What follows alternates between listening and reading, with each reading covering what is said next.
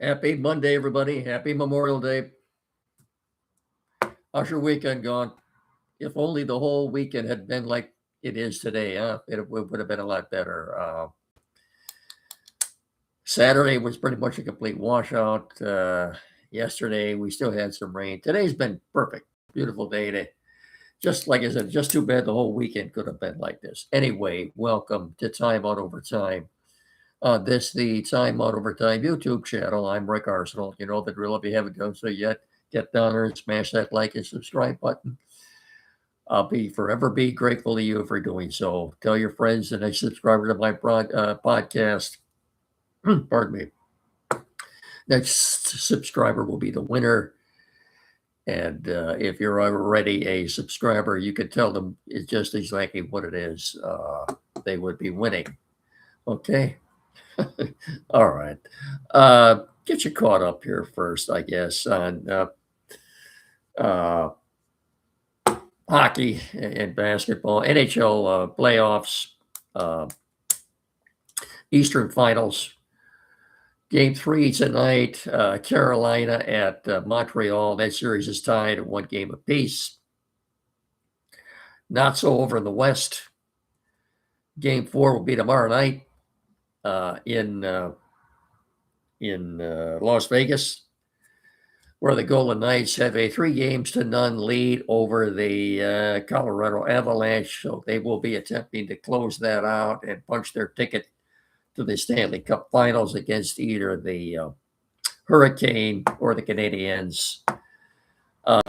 Canadiens were the last Canadian team to win Lord Stanley's Cup. And that was back in 1993 when Jacques Demers was their head coach. I know it's hard to fathom that it's been that long since a Canadian team has won the Stanley Cup, but that is factual. So that's where hockey stands right now. NBA playoffs. I'm sure a lot of you saw last night on NBC the San Antonio Spurs completely dismantling the OKC Thunder at home, of course. So that series, I believe, is tied at 2 games apiece. And tomorrow night, back in OKC, I believe, for game 5. With the series tied at 2 games apiece. Look, I think it's a given. Whoever comes out of that series will win the Lawrence O'Brien Trophy and be the NBA champions. Next tonight will in Cleveland will attempt to close out the Cavaliers 4-0. And that will have been their second consecutive series, 4-game series sweep. Knicks might be having an easy time of it going through these playoffs in the East, but they will not beat either San Antonio or Oklahoma City. That simply ain't going to happen. Sorry, Knicks fans, but hey, they're going to get to the Eastern. I mean, they will be the Eastern Conference champions, but that's as far as they're going to go right there. So, Knicks with a 3-0 lead. Cleveland. And Cleveland did not seem very, what's the word I'm looking for here? Did not play game 3 with the same sense of urgency at home as they did against the Pistons in the last series. Wonder why. Was it the Knicks are that good? Possibly. Like I said, Knicks are proving, pardon me, that they're the best team in the East. But they're not the best team in the NBA. They're just not. So, going to say something too about the death of race car driver, NASCAR driver Kyle Busch, very unexpectedly last week. I'll have something to say about that. Very sad, but I thought at the race, 8,500 race yesterday, they did a very nice tribute to him. If any of you saw that, just very sad. Very sad set of circumstances there that led to his death at the still very young age of only 41 years old. That's sad. You hate to see something like that. Uh, so we'll probably end the podcast spending a couple of minutes on that. Uh, Tigers, and then I want to say something. Lions' first round of OTAs will be getting underway this weekend in Allen Park. So we want to talk about that too. Okay. Let's get our commercials out of the way first, shall we? As you know, the Finish Line Family Restaurant on Carlton Road in Hillsdale, across the street from Aeroswift Printing between the railroad tracks, has been a staple in this community for more than 4 decades, more than 40 years. It's been the best darn sit down, home cooking food family restaurant in our area. Nothing has come close at all. And there's a reason why. Finish Line Family Restaurant on Carlton Road in Hillsdale is simply the best at what they do around here, anyway. Where do you want to start? The hours of operation 6 a.m. to 3 p.m. daily. They're open Fridays until 8 o'clock with all you can eat fish. And beginning this Thursday, the 28th, that's 3 days from now, they will also be open Thursday night until 8 with a classic car drive-in featuring fruit beer floats, Coney dogs, things such as that, as well as their regular menu. So remember, beginning Thursday night and throughout the summer, the Finish Line Family Restaurant will be open until 8, both Thursday and Friday night. Put it down on your calendar, mark it on your phone or something, so you know. A lot of great new menu items, award-winning breakfast served all day, fast, friendly service, great family atmosphere, reasonably priced. You won't find a better sit-down restaurant in this immediate area. You just won't. And I can promise you, when you fuel up from food at the Finish Line Family Restaurant, you'll always finish first. And once you've paid your bill, you walk out the door to your car, you'll have a big smile on your face. And there's a reason for that. You'll feel fully satisfied. The Finish Line Family Restaurant on Carlton Road in Hillsdale. I'll see you all there, okay? Don't forget, beginning this Thursday, they will be open until 8 o'clock every Thursday and Friday night throughout the summer. Don't forget that. I'll see you all there. Roast brought to you in part by Barrett Insurance in Jonesville. And I've got a question for you seniors out there, okay? Have you got your playbook ready for Medicare? Well, do you? Don't let healthcare costs bench you. We're calling an audible with Joe Roon at Barrett Insurance to help you navigate Medicare and health insurance. So whether you're aging into Medicare, you're in a special enrollment period, you're losing other coverage, Joe's got the stats and the know-how to help you score the best coverage for your needs. Plus, you get a game plan for retirement healthcare costs. All right. Now, businesses don't get sacked. Joe's got group health coverage options for you too.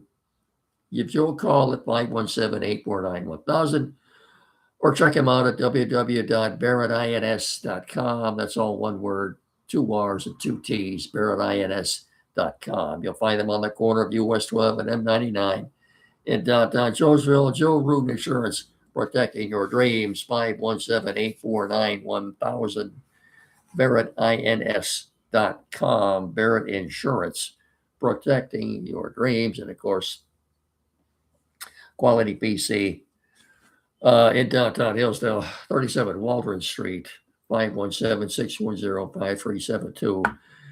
The only reputable, I'll use the word reputable, place in our area, tech services, repairs and service, Quality PC, tech services. You have tech issues, regardless of what it is, Tim Lilly and his staff are more than capable of resolving any issue you may have. These guys are the best at what they do. They are the best. And I'm losing my mic here. Let me make an adjustment on that. Get up there, Mike. Get up there. There we go. Where was I? Quality PC. Anything. Computers, new or used, flat screen TV, mounting, programming setup.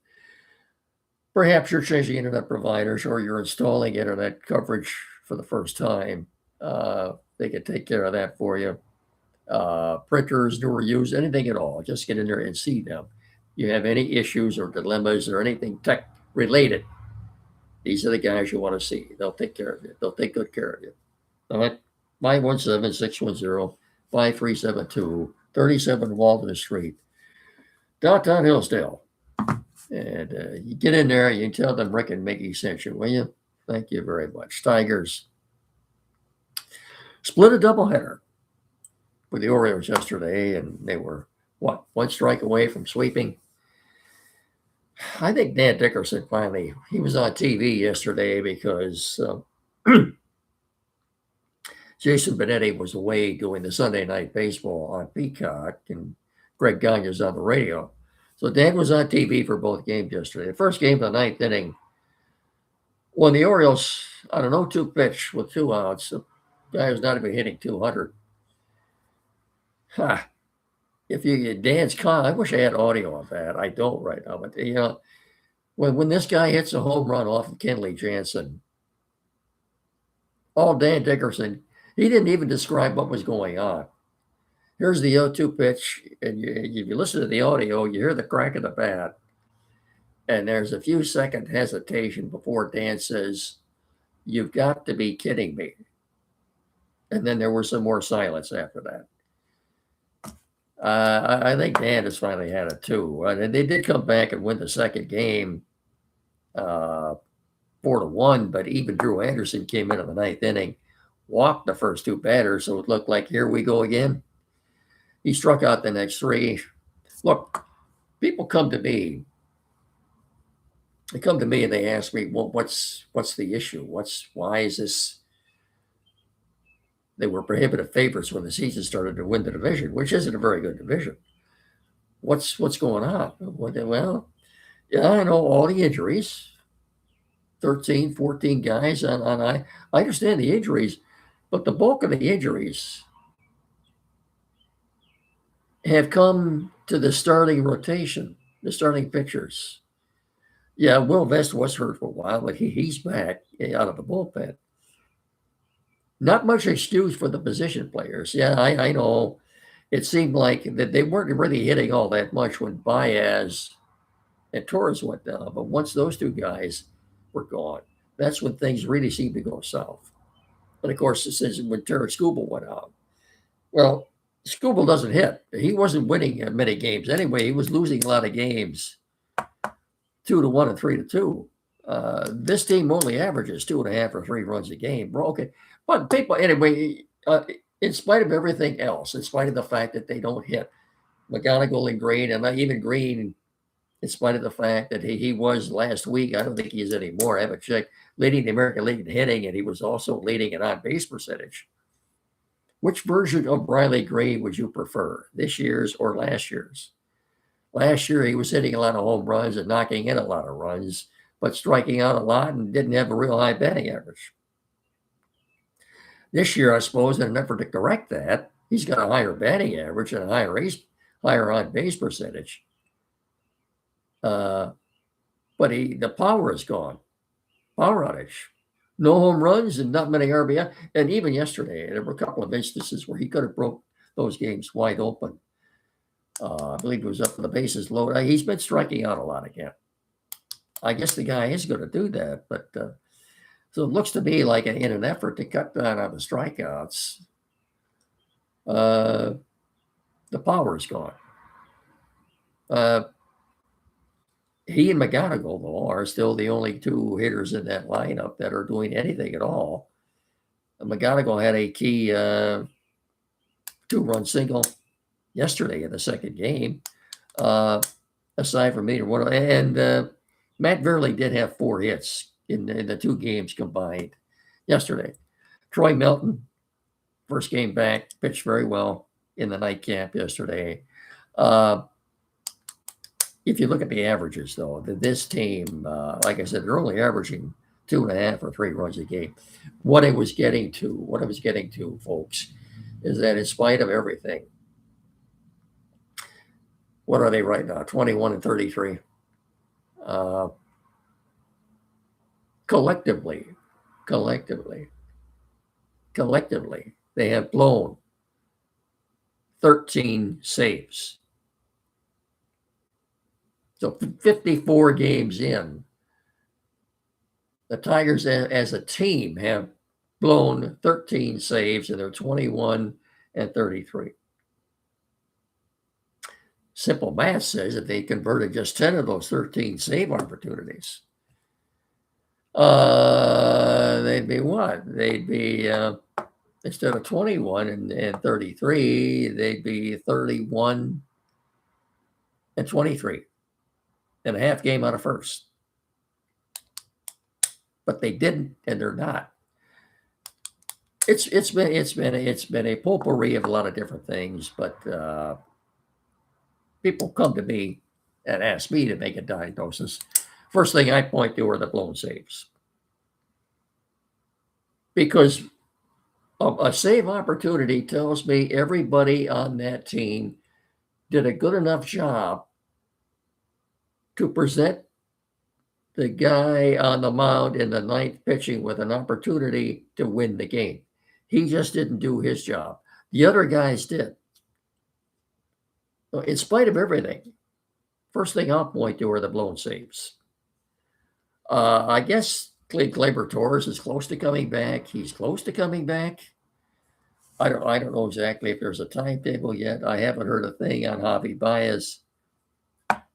But Zach Short at shortstop, I'm sorry. They must have at least a couple of kids at Toledo that they could come bring up instead of this guy. What is there? Why are they so smitten with Zach Short? I don't get it. I don't understand.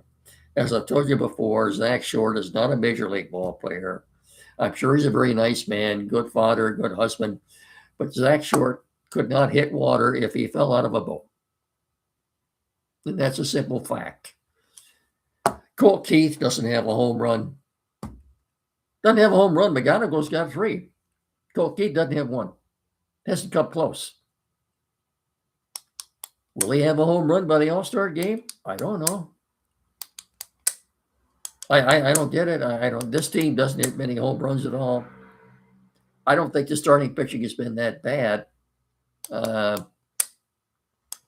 Valdez obviously pitched well enough to win that first game yesterday, but thanks to Kenley Jansen, they didn't. I don't get it. You had 2 strikes on this guy whose batting average is less than 200, and you grew one right down the plate and he hits it out. And in the words of Dan Dickerson, all he could say was, "You've got to be kidding me." Incredible. Anyway, another thing that's incredible is they don't play on this Memorial Day. There are 13 games in the major leagues today. That means 26 teams are playing, and 4 teams are not. I don't know who the other 3 teams are that aren't playing today, and I can't explain why they're not. I don't know why the Tigers aren't playing on Memorial Day.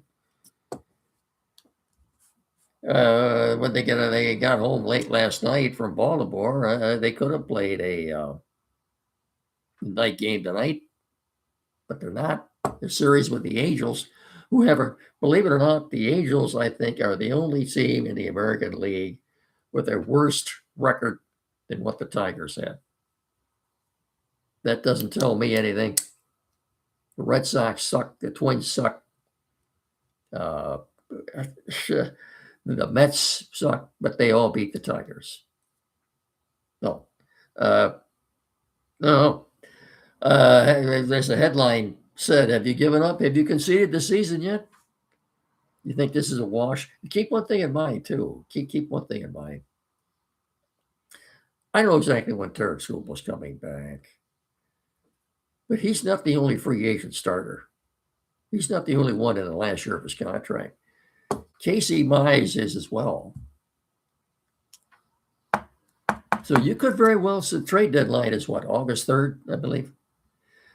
You could very well see Scott Harris trade both Tarek Skubal and Casey Mize at the trade deadline. That's an astute possibility. It really is. All right, enough of the Tigers. Like I said, they resume playing tomorrow night at home. A brief homestand, 3-game homestand against the Los Angeles Angels of Anaheim. The Lions.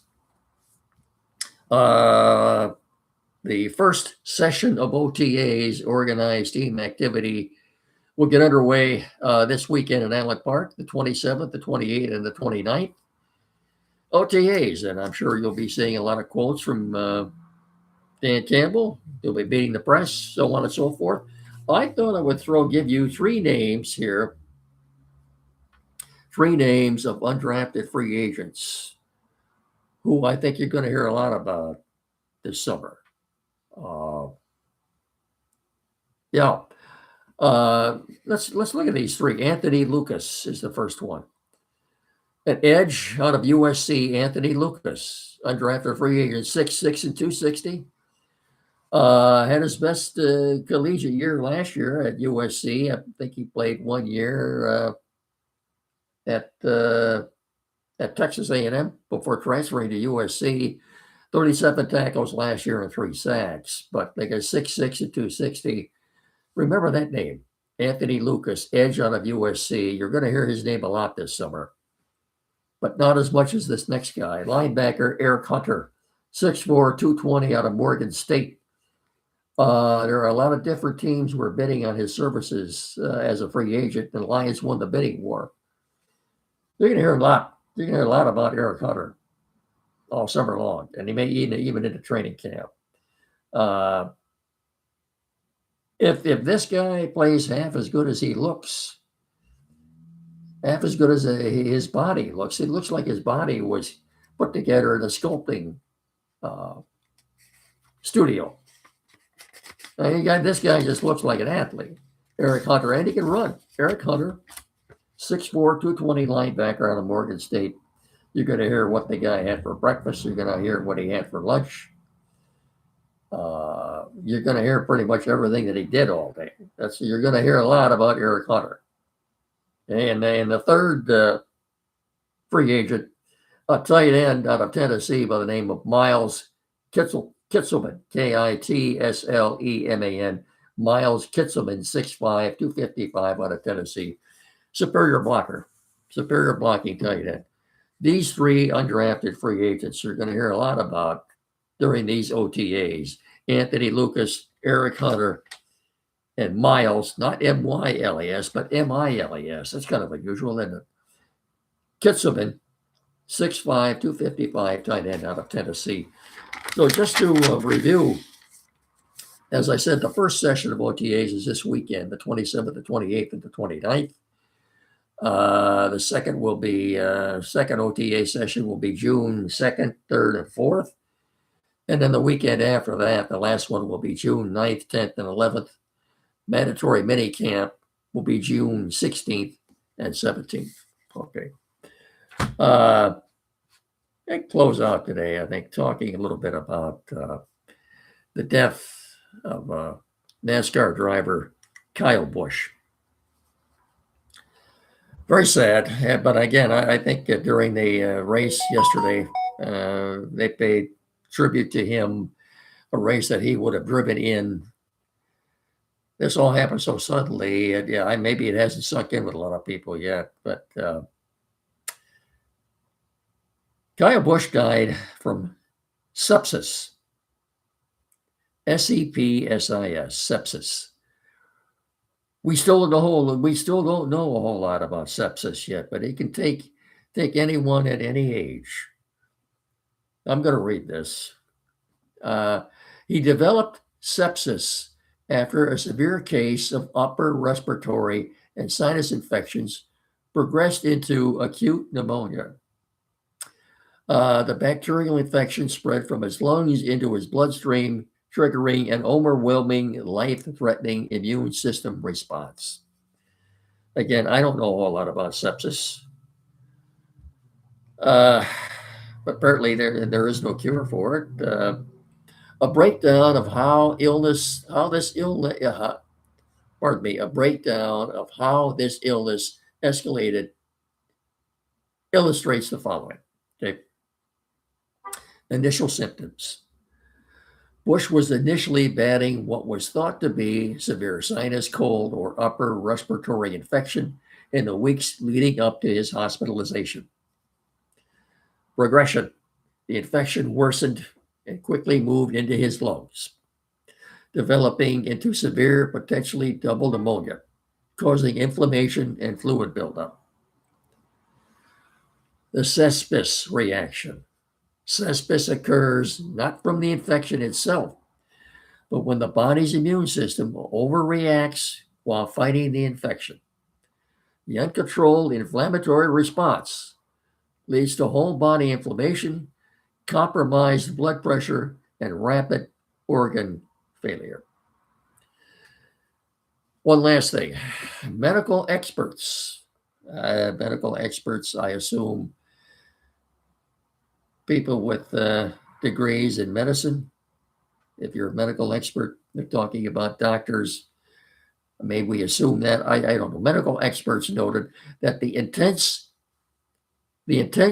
physical stress and G forces from strenuous racing and simulator training may have further aggravated his inflamed lungs. I'll go over that again. Medical experts noted that the intense physical stress of G forces from strenuous racing and simulator training may have further aggravated his inflamed lungs during this period. The sudden, overwhelming complications ultimately proved fatal. Sepsis, sepsis, is what killed Kyle Busch. At the very young age of 41 years old, he leaves behind a wife and 2 kids. So sad, so very, very sad. The whole thing sounds like a fluke of medicine. I don't know. I do know a couple of other younger people that died of this same thing, sepsis. I got the impression that medical science still doesn't know a whole lot about this yet. Very sad. Rest in peace, Kyle Busch. We will miss you. It was a very nice tribute that they had to him for him at the race yesterday. Okay, that's going to do it. This is going to bring our Memorial Day weekend to a conclusion. I hope it's been a good one for everybody out there. Thanks to everyone for watching and listening. Remember to tell your friends. Remember, please treat each other with respect. I'll talk to you all again on Wednesday. Don't forget the timeout show every Saturday morning, locally here in WCSR 92.1 FM with Andy and Chad. So until Wednesday night, happy Memorial Day, everyone, as we honor those who paid the ultimate sacrifice for our nation's freedom. May they all rest in peace. And we thank them so much for their service. So until Wednesday, I'll simply say, have yourselves a good evening. And as I said, remember, please treat each other with respect. So until Wednesday, good night. So long, everybody. Take care. Bye-bye.